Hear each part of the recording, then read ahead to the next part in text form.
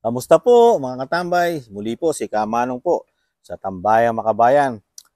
Ito po, komentuhan po natin itong isang balita katulad dito sa pagbabalik o yung tinatawag nung araw, inabot po ni Kamanong ito nung araw, yung ROTC. Ito po, napakaganda po ito, lalo sa mga kabataan. At yung disiplina kasi nawawala na sa ating kabataan. Pero ngayon po, may plano po kasi, di ba, ang ating pamahalaan na ipagtanggol ang ating teritoryo. Kaya dapat ihanda na rin di umano ang ating mga kabataan at talagang masimula na sila matrain sa pagiging estudyante pa lamang mga katambay. Kaya ibabalik na po ng Senado at panukala nilang buhayin muli ang ROTC. Pagkakataon na po ito mga katambay ng mga aktivista na ayaw sa ROTC at ang mga kabayang black ayaw na ayaw po yan sa ROTC. Kaya malalaman po natin dahil gusto na po ng Pangulong Marcos ang ROTC. Titingnan po natin kung babakbakan po ng Makabayan Black at ng mga makakaliwang grupo, mga akbayan, ang Administrasyong Marcos dahil bubuhayin po ang ROTC mga tambay. Abangan din po natin yan. Ito po, pakinggan po natin ang balita mga tambay. Sabi ko nga, kung meron po ako mga kasamahan na hindi sang-ayon sa ROTC, mag-boto na lang po sila. Ibigay na lang po nila yung boto nila. Kasi sa tingin ko, mas marami po ang gusto ng ROTC doon sa Senado. So let's give the bill a chance. Isasalang na sa debate sa plenaryo sa susunod na buwan ang panukalang Mandatory Reserve Officers Training Corps o ROTC. Naka-session break ngayon ng Senado at nakatakdang bumalik sa April 29. Ayon kay Senate President Juan Miguel Mig Zubiri, dapat bigyan ng pagkakataon ng panukalang batas. Dagdag ng Senate leader, hindi na lang umano sa sentro sa nakagawiang basic military training ang bagong mandatory ROTC. Yung ROTC na yon, hindi lamang po marcha-marcha, pumutok ng baril. Ngayon po, ang plano, the AFP has decided to come up with other divisions in the ROTC program. For example, expert po kayo sa computer. Di ba? You're computer experts. Then you will be in the cyber hacking, anti-cyber hacking division of the service force. Kung kayo po ay mga engineers, you're students of engineering, they will now assist you on the engineering programs of the AFP. So it will enhance your skills.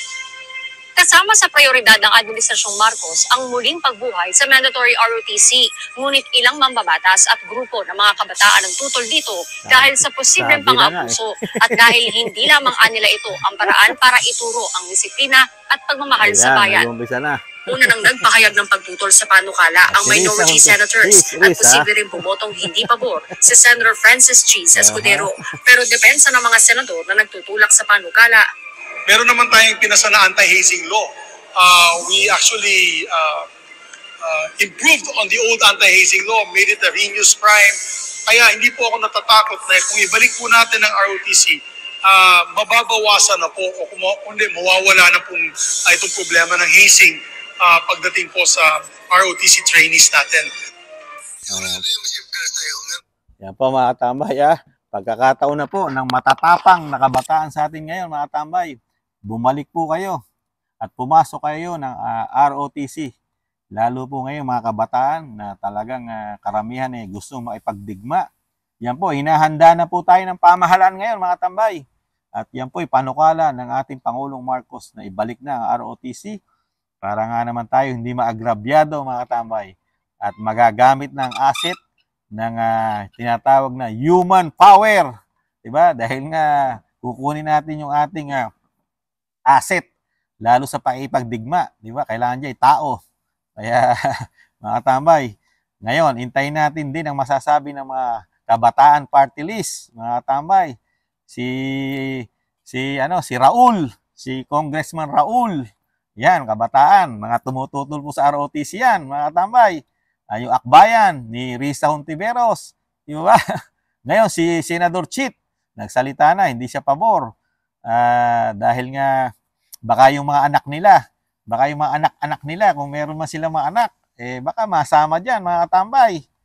Pero alam naman natin sa Pilipinas, palakasan din, di ba? Pag anak ka ng senador, anak ka ng congressman, hindi ka pwede riyan, di ba? Kasi nabibilang ka sa mga tinatawag di umano ng mga royal blood. Yun, hindi mo pwedeng ibakbak mo sa giyera ang mga royal blood, di umano. Di ba? Yan po mga tambay. Yan po sinusulong na nung araw pa, di ba, ni dating Pangulong Marcos na ibalik ang ROTC dahil unang-una maganda rin naman talaga sa disiplina yan, di ba? Dahil ang inyong lingkod, nagdaan din po ang inyong lingkod sa ganyan. Kaya po, napakaganda pong experience po ng pagiging ROTC, mga katambay. Hindi po katulad ngayon, masyado na po ang ating mga kabataan. Talagang kung ano na lang ang gusto nila at wala ng disiplina. At kung talagang sagot-sagutin na lang ang matatanda, lalo ang kanilang mga magulang, na parang wala na sila di umano na utang na loob at respeto. Hindi naman lahat ng kabataan. Mga pailan-ilan lang po, mga katambay. Di ba? Hindi katulad ng yung ROTC nga, di ba? Binibigyan ka ng disiplina. Pero ngayon po, medyo nakakaba po ang ROTC ngayon, mga katambay, sa tingin ni Kamanong. Dahil matapang po ang ating presidente at kailangan po isuong sa gyera kung may gyerang darating sa ating bansa. Lalo sa paglaban di umano sa ating teritoryo at kailangan dyan talaga ang manpower, di ba? Pero sinabi naman ni Senador Zubiri ng ating Senate President na hindi naman lahat hawak na armas, di ba mga tabay? Kung may skills ka, sinabi naman kung sa engineering, doon ka sa engineering, di ba? At kung ikaw naman mga sa computer, IT, pwede ka pang hacker. Di ba? Dahil technology, yahack mo ngayon yung mga missile ng mga kalaban. Kung halimbawa galit tayo sa China, nagpaputok ng missile, iyahack mo yon. Kailangan hindi bumagsak sa Luzon yon. Di ba? Dahil tayo, wala tayong missile. Yung missile natin pag manggagaling pa ng Amerika, kailangan aprobahan pa ng Kongreso yon. Yung missile, pag hindi inaprobahan ng Kongreso nila, wala tayong missile. Excuse me po. Ayan po, ito po maganda po ito para ikamanong. Kaya lang depende sa panahon. Pero kung sa panahon ngayon na agresibo ang ating pamahalaan na ipaglaban ang ating teritoryo, baka tayo mahantong sa Ukraine. Dahil ang Ukraine, lahat po sila ngayon doon ay ROTC, mga tambay. Pinagsama-sama na po ng Ukraine ang kanilang kasundaluhan, kapulisan at yung kanilang mga kabataan na sinasabing ROTC din sa kanilang bansa, mga tambay.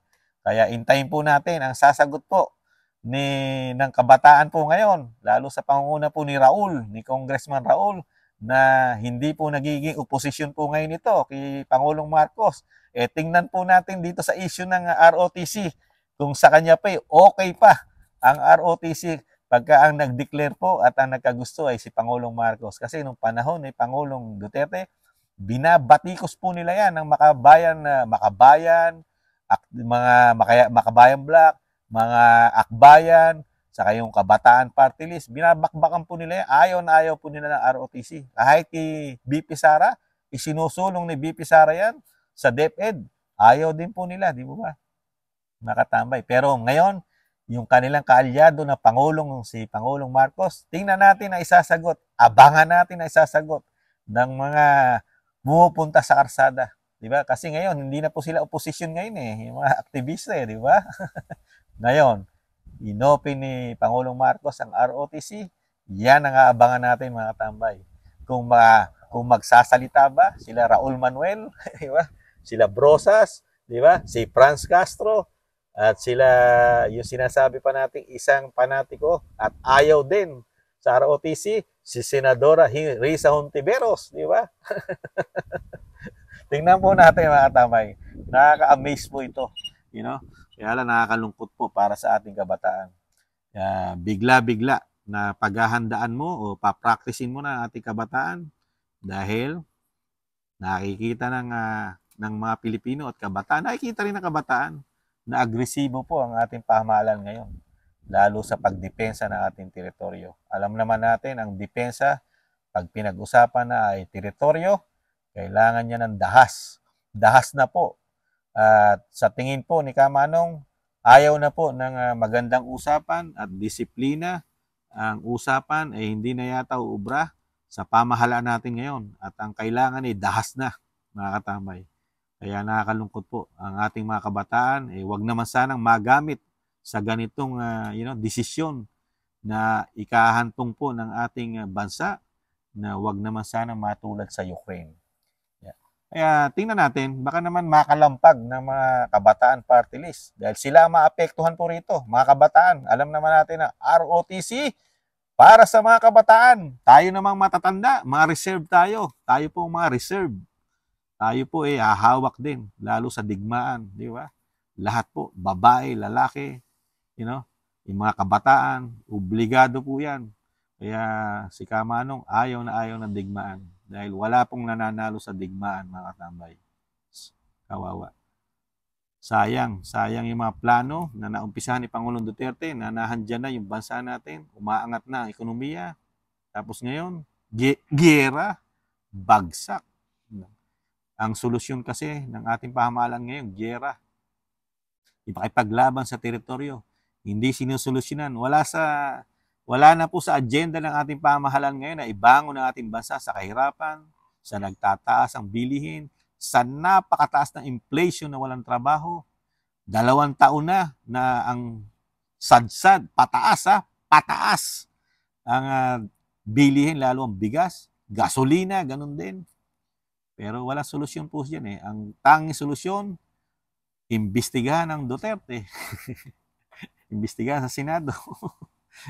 Pabagsakin si VP Sara, isnabin natin ang Vice President. Yan ang makakatulong sa ating bansa. Yung isnabin din natin ang Vice President at bigyan natin ng mga gawa-gawa na sinasabing bintang na wala namang kaso sa korte ang matandang Duterte. Di ba? Tapos dali natin ang issues sa China, sa West Philippine Sea. Tapos ang problema ng bansa. Wala nang problema ang bansa. Hindi na kailangan pababain ng bigas at ang gasolina. At ang mga kababayan walang trabaho, wala na, tapos na. Kasi nasa West Philippine Sea na lahat ng problema natin, mga katambay. Wala na tayong problema sa bigas, wala na tayong problema sa mga walang trabaho, sa nagtataas ang gasolina, sa nagtataas ang pamasahe, di ba? Wala nang problema ang bansa. Ang tanging problema lang ng bansa, Duterte, Kibuloy, saka West Philippine Sea. Okay na yon. Maluwag na ang bansa natin doon. Di ba, mga tambay? Yan lang po, mga tambay. Good luck po sa mga makabayan, akbayan, makabayan black. Good luck po sa inyo ngayon. At ganun din po sa Kabataan Party List. Good luck po. Ayan po, ang inyo pong kaalyado, hinihikayat na po kayo na kayo po ay pumasok sa ROTC, mga kabataan. Good luck po sa inyo. Muli po, si Kamano po, nag-iwan po na mahalin natin ating bansa. Hindi natin kaya ang giyera. Hindi natin dapat mahalin sa ngayon ang ating bansa. Kung giyera lang ang solusyon, pakikipag-usap lang po. Di ba, mga tambay? Muli po, si Kamanong po sa Tambayang Makabayan. Nag-iwan pong taste lang muna tayo, mga tambay. May pag-asa pang darating sa ating bansa. Paalam. Bye-bye.